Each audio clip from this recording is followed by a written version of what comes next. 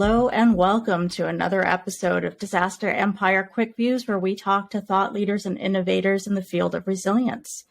Today, I am very fortunate to have Steve Eberlein with us today. So thank you, Steve, so much for being here. Before we jump in and get started, can you give the audience a brief overview of your background and what you're all about? Thank you. Happy to be here. Ashley and I just met like 10 minutes ago, so we are like building our horizons right now. My name is Steve Eberlein. I'm the Director of Organizational Resilience for Ethos Preparedness, which means I help companies put together big plans for their campus and their people in the aftermath of major disasters like earthquakes. Also do a lot of education work. So when you're trying to actually convince people to prepare for earthquakes or show them how to get ready to evacuate from a wildfire or a flood, I'm the guy you bring in to kind of shake people up and to get them thinking. And I also do a lot of video education work, which I started doing during the pandemic for obvious reasons. Being a public speaker during a pandemic is kind of tough work. So I got into the video sphere and I started putting together Ready for Anything video series, which is available through my company, Ethos Preparedness. You also asked for a fun fact. Yep. I don't know if these are fun facts, but I'll just give you like slight surprises. Yes, my world is all about disaster preparedness. I'm not a type A person whatsoever, though. I'm like a regular kind of dude on the street. The reason the reason I'm not in like business continuity or doing emergency management for a company is I'm just not quite type A enough. I'm not a really great planner. I'm just kind of a guy on the street. But the reason I do my work is because of my background with the tsunami in Sri Lanka, which we can talk about more later. The other surprising fun fact is that I'm a total introvert. Despite being a guy Here you are. Camera, despite being a person that you bring in for conferences, I am very much a person who will suck down a Corona in the corner of a party without talking to people if I have my choice. At nature, I'm totally shy, but I've been called to do this very work, so I have to crawl out of my shell every once in a while. So there we go. That's me in a nutshell. Awesome. Thank you for that. And I would never guess that you would call yourself an introvert. So thank you so much for doing what you do. And I first became aware of you back from your TED Talk. So for those in the audience who aren't familiar with that, can you give them a little bit of background on what that was about? And it was the why we do not prepare for earthquakes and how you got here today. Sure. So in no particular order, the TED Talk, which came out in about 2018 in Portland, Oregon, it's called Why We Do Not Prepare for Earthquakes. And it wasn't so much here's what you need to do for earthquakes. You need water, you need food, you need communication plans. Really to explain to people why living in an earthquake zone that you completely know is overdue for an earthquake, why you're not preparing in the first place. There is a cultural aspect behind everything that we do and we don't do. And the cultural norm for the Pacific Northwest and for the United States in general is unpreparedness. You look to your neighbors, they're unprepared. You look to your friends, they're unprepared, or at least not talking about preparedness. And so it makes preparedness seem like a freakish, abnormal thing to do. And when I put it to you right like that, you can see how absurd the cultural norm is. And I think people seeing that our cultural norms are sometimes completely working against our survival instincts gives them kind of the impetus to change those norms. And that's what the talk was about. And the reason I gave the talk and the reason I started giving those talks in the first place was, as I mentioned before, my wife and I, both native Oregonians, were in Sri Lanka during the 2004 Boxing Day tsunami, which took about 230,000 lives in 16 countries, including 35,000 lives in Sri Lanka. So that was my introduction to big disaster events. And I saw how completely unprepared people were for a disaster that we actually had 2.5 hours notice for. Really, 0 people should have died in Sri Lanka. And the reason that so many people died is because they were unprepared and they were completely uninformed. And that was a preventable loss of life. And when we came back to Oregon, again, we're native Oregonians, we learned for the very first time that the Pacific Northwest is due for the exact same type of event that we had just experienced in Sri Lanka. And we also saw that we had the same pattern in play of unpreparedness being normal, people not knowing what to do, people being unwilling to talk about it. And so right now we're kind of primed to have a repeat of Sri Lanka. Death is inevitable in some large events, but there are a lot of preventable deaths that I became interested in preventing. I worked for the Red Cross for about 10 years, and I'll be super, super frank. When I got there, I saw that they really didn't know how to convince people to prepare. They can tell you what you need to do to prepare. That's great. But knowing what to do isn't actually the problem. The problem is that we're not convinced that we need to. The problem is we don't know anyone who's actually preparing. The problem is it seems like an abnormal thing to do, and we are people who tend to do what is seen as normal in our group. So there's a big, big need for a cultural pattern break. Once you can start breaking those cultural patterns and showing people how to be instigators of that culture break, then the rest is easy. The food, the water, the communications, this is caveman stuff.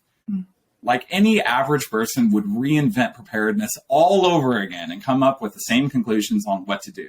This is not nuclear fission, not nuclear fusion. This is easy stuff. But the cultural stuff is tougher. And that's precisely what that TED Talk was about. The idea wasn't we need to prepare. The idea is let's actually see how culture works against us so we can fight against culture to do what is actually good for our society, which in this case is prepare, especially for big events that we know are coming. So Steve, thank you for sharing all of that, and definitely, personal impetus for wanting to jump into this work, as you said, as an average guy off the street, and really diving deeper into why people are not preparing and what needs to be done. So, I think that pushed you right into this work and now into diving even more into it, really looking at those cultural aspects and then working to figure that out. So what have you discovered at this point with the work you're doing now, and what do you think the fix is? Oh boy. So it's not an easy fix. But I'll tell you that one thing that I have firmly concluded in the last 5 years is that there's limited ROI in going into an open community and talking about preparedness. I'm not saying it's unvaluable, but I'm seeing that is not where we're going to see a cultural shift. I never go into Bend, Oregon, and even if I've got 500 people there, I have limited expectations for how much of an endurable shift that's going to make, because we're always bombarded with information. I have concluded, however, that smaller, closed environments where you can create kind of an echo chamber of information are a place where you can create a culture shift. One such environment is a workplace. Workplaces have become my strategic target for a pretty specific reason. For one, the workplace is one of the only places that you learn new behaviors, right? You do you, I do me. We almost always do the same thing. We just kind of get entrenched in our ways. And one of the few places that can actually get us to break out of that mold as far as our conscientiousness or our actual behaviors are workplaces. Because in our workplaces, we have an authority that maybe we love that authority, maybe we don't, but nonetheless, we have an authority over us. That authority has a bottom line reason to actually get people to prepare. It's a bottom line. We need people to actually operate this place after a wildfire. That's reason enough for a business to actually invest in preparedness. And most importantly, your workplace is a place that you have peers. You've got people of a similar background, probably of a similar socioeconomic strata, maybe even in a similar neighborhood in some cases. And if I see behavior changes amongst my colleagues, that is a louder message to what I think I should be doing than anything the Red Cross could say, or that anything that FEMA could say. Those are just information bodies that police say you should. But your workplace, when you start to see a culture shift around a central dilemma in a workplace, you are likely, much more likely, to adapt to that culture shift. So my theory is that if I can convince a workplace that there are bottom line reasons to focus on preparedness, and if I can show them ways that they can actually create a culture of preparedness in their workplace, I think that is the best way to actually reach individuals within that workplace, including when I'm not even there, right? Right. I go to Bend, Oregon, I go out, and 3 months from now, they'll never remember my name. Maybe they'll have gotten some water here and there, but it's gone. There's not a cultural shift from that. But you work on a workplace, and once you change that culture and you've got advocates for that cultural message within the workplace, that's self-reinforcing. It's like putting up a power plant, right? Eventually the power plant, if it's got everything it needs, it'll run on its own. And that's what I want to do in workplaces, simply because it's the most efficient way to create an enduring behavior change in individuals with regard to preparedness. Yeah, and that has great resonance with me. And I think of it as akin to building business resilience overall, right? And the employees and the work that we do as individuals is a key part of that. So I'm going to ask you a question that I ask all of my guests, and that is, how do you define resilience? So I love this question. And every time I get asked this question, I think I give a different answer. Because we're ready for it. It's one of those things that we need to keep thinking about. Yep. And I know the answer that I've given before, and then an answer that I've heard people give is resilience is the ability to bounce back. Right. And that's probably the answer I would have given before the pandemic. I don't believe in that answer anymore. I think that resilience is the ability to move forward in a productive way based on the reality you are served. Let me tell you why I changed my definition.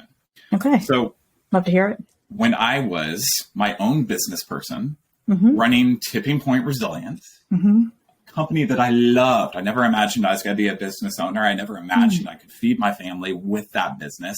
And hot damn, I figured it out. I pulled the golden ticket. It worked really quickly. I was going to workplace and workplace talking about earthquake preparedness. My phone was ringing. The bills were being paid. And I thought, I figured it out. I can't believe it. I figured it out. Then the pandemic hit. I'll tell you what, man, I was not willing to face the pandemic.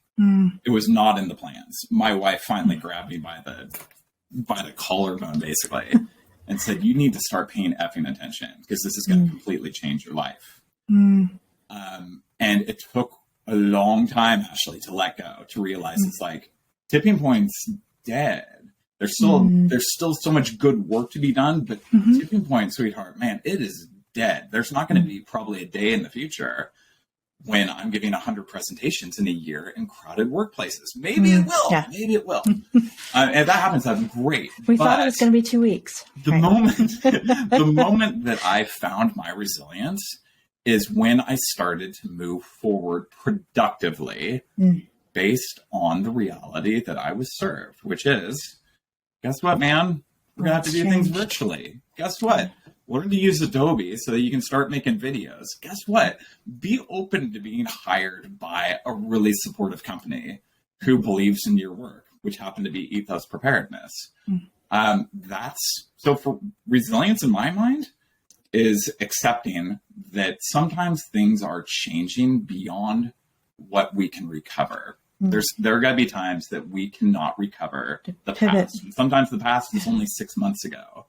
And it's tough to let go and allow reality to actually dictate how we act. But I think resilience is that ability. So it's so great that you've shared that personal story. And so I wanted to ask you, taking a step back, what are the overall lessons that you gained from the pandemic and moving forward, out for the broader community to be thinking about? Obviously, as you said, there are personal impacts that happened. Lots of small businesses out there have gotten completely hammered, likely will never come back. Some limped through, and, we're seeing what's going on with the economic downturn. And even the biggest corporations, right, are feeling that pinch, post-COVID as we're moving through the end of the pandemic. So what are your thoughts, and what would you share with others out there? So one of the things I learned in the pandemic, it really just reinforced something that I've always said, which is culture is a very strong, in this case, in the case of the pandemic, a very visible driver of how we determine our behaviors. And I never expected it to see a situation when it was so visible. But we know it. Masks, vaccinations. This was a moment. Usually preparedness and our actions are private, right? The only reason that I've got 100 gallons of water and 5 weeks worth of food is because I tell you. People who do that don't share it. But the pandemic put out there, like in relief, our preparedness and our resilience reactions. And a lot of those reactions on both sides were largely driven by perception, right? So it really showed me that, for one, culture drives things for good and for bad,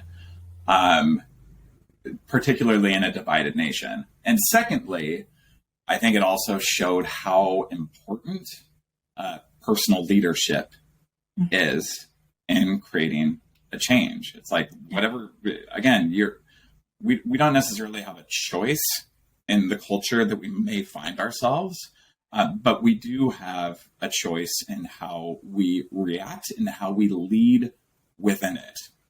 Absolutely. One of the things that I think every person really, really underestimates is their own capacity for leadership. And I'll say what I mean by that. When I say leadership, I'm not saying become the director of something in a company. I'm not saying, organize, a CERT team for your local neighborhood. I'm not saying any of that. I'm saying the leadership of your own example, the leadership of your own convictions. The people that are most likely to be influenced by you are people who know, like, and trust you. That's one of the most powerful assets of influence that we have over other people. And I think we're a little bit shy to use it, especially we're shy to use it. We're shyer than we should be to use it. So those would be my two takeaways from the pandemic. We need more leadership. I'm not just talking like top line leadership in the country. I'm talking about personal community, just individuals at any level within companies and communities being forthright examples for others who have strong convictions of especially what we should do with regard to preparedness. I like to focus on preparedness because it's the least controversial thing that we should be able to talk about, right? There shouldn't be many divisions on preparedness. Earthquakes coming, should we get water? There should be unanimity in that. But the leadership lack can be just people not being willing to be the person to step out in an unprepared culture and say that very thing, to advocate for common sense. Steve, you're very passionate about all of this, and I really appreciate it because you're the type of person that I want to be talking to, and you're the leaders we need, right, in our communities to step forward and, to build that resilience and build that preparedness. So I wanted to talk to you a little bit more about, you talked about the pivot that you did from Tipping Point to Ethos Preparedness now. Can you share a bit more in depth as to what you're doing today? What was that change? You talked about building online trainings. What's the work that you're doing today? And I want to make sure that we link down below for everyone if they want to go check that information out once they see this podcast come out. So I'll be straight up, man. I said to everyone, it's like Tipping Point resilience was like the dream of dreams. I was very, very proud of that company. But in retrospect, now that I've joined Ethos, I think I was doing much less than I was able to. Ethos has definitely expanded my vision for what I think we can do in the United States as far as preparedness. And I'll tell you, I'll tell you basically what I do. For one, I still do speak, right? People still want me to come in and talk about wildfire preparedness, flood preparedness, tornado preparedness, and especially earthquake preparedness, always my thing. There still is a place for people to actually gather in rooms, and we need to keep doing that because that is actually where hearts are changed when you have an effective speaker, which I think so. Bob Arnold, DRJ, if you're listening, talk to this guy, bring him to a conference. It's really the reason. I'm not going to harp on public speaking too much, but I want to remind people of why it's important, especially because we've gotten into a time period when we do less viewing of public speakers in rooms. I want to remind everybody of why it's important. So when you come into a room and you are with 100 or 500 of your peers, and you are told of a disaster risk that is in the future, you are given strong evidence of its likelihood. You are given strong guidance on what you should do to protect not only your workplace and your job, but also your family. If you're just watching that at home, as you are right now privately, it's pretty easy to get distracted. And also you have permission from yourself to dismiss it, right? But as soon as you're with 100 to 500 other people hearing that message, suddenly you feel a weight of responsibility because everyone in that room knows what you just heard. And especially if you're a leader in that company, you don't get to unhear it in front of those people. Public speaking makes people more likely to take action if it is within a cultural environment like a workplace. That's why you do. That's why you bring in public speakers. Doesn't have to be me, but bring in someone. So I still do that. Secondly, I make videos because I'm trying to meet people where they are, right? Again, getting back to resilience, let's accept that I may not do as many 500-person presentations as I'd like to, but the world is at home watching. So I have started making a series of videos on the types of disasters that people are most concerned about. Floods, tornadoes, hurricanes, wildfires, earthquakes, and also just basic skills that everyone should have. Everyone should know how to put together a go bag and evacuate. Everyone should know how to make an emergency meal. Everyone should know how to properly store water. So I try to make them engaging. I try to make them quick. I try to make them, I just do them as I do. I'm a regular dude, just doing my best. I show you what I do, and I hope through my example, you'll say, that makes a fair amount of sense. I could see myself doing that. So that's the second thing. And the third thing that is completely new that I don't think I ever would have done had it not been for Ethos Preparedness is I work with resilience managers at companies with large campuses, and we come up with plans and provisions to help them take care of their people should their people be stuck on campus after a major event for 24 hours, 48 hours, 2 weeks, 3 weeks. In some cases, with a subduction zone earthquake, they're going to be stuck there for a long time. And the other thing that companies are starting to think about that is a light bulb moment for me, the event of a really, really big event, say like a 9-point magnitude earthquake, sure, people are going to flee. They're going to go home. We all know that. That's always the assumption. But if people go home and find they don't have running water, flushing toilets, gas, heat, electricity, or telecommunications, what are they going to do? Especially if they're unprepared. They're going to come back to work, and not for the reasons you want. They're not coming back to do their 9 to 5. They're coming back for essentials. And you can say that's not within our scope of practice. That's not within our what do you call it? The obligation of care. I can't remember. Duty of care, right? Yeah, no, but it's going to happen. Yeah. But guess what? It doesn't have to be within your duty of care. People will likely come back. if they are not ready at home for a major event. So I get to work with some companies to say, okay, what kind of food do you need? How are you going to cook it? And where are people going to poop? How are you going to make sure it doesn't make people sick? And how are you going to deal with injuries? And how many injuries should you anticipate? And all of the other things that are basic bread and butter, life and safety and health things. So it's a joy. It's really very, very challenging work, but I'm super grateful that companies are quietly trying to step forward and do what's right by their people. One of my challenges is with these companies that are doing things that are very, very right by their people. I really want to see those companies start to talk about it. Part of the way that we shift culture, whether companies want it or not, companies play a big role in shifting American culture, right? Yeah. We don't have many leaders that we universally look to, but there are name brands that know their power when it comes to the green movement and zero emissions and the LGBTQ plus movement. And they throw their weight around in a way that I think is beneficial. I have never seen a company, though, including the ones that go really, really big on preparedness that you wouldn't suspect. I'd love to hear a CEO of one of these companies say, listen, we in San Francisco, Portland, Oregon, Seattle, Provo, Utah, wherever you might be, Boston, Massachusetts, realize that we live in an increasingly uncertain world. For you, our customers, we want you to know that we are doing everything that we can to be here to serve you under any disaster circumstance in an increasingly uncertain world. And for you, our employees, we want you to know that we are doing more to take care of your well-being than any other company in the United States. Yeah. That is our commitment to you. And guess what? It's also our competitive advantage over other companies. I want to see companies race in this. The uncertainty, anxiety amongst the populace, guess what? There's a lot that a company can do to help.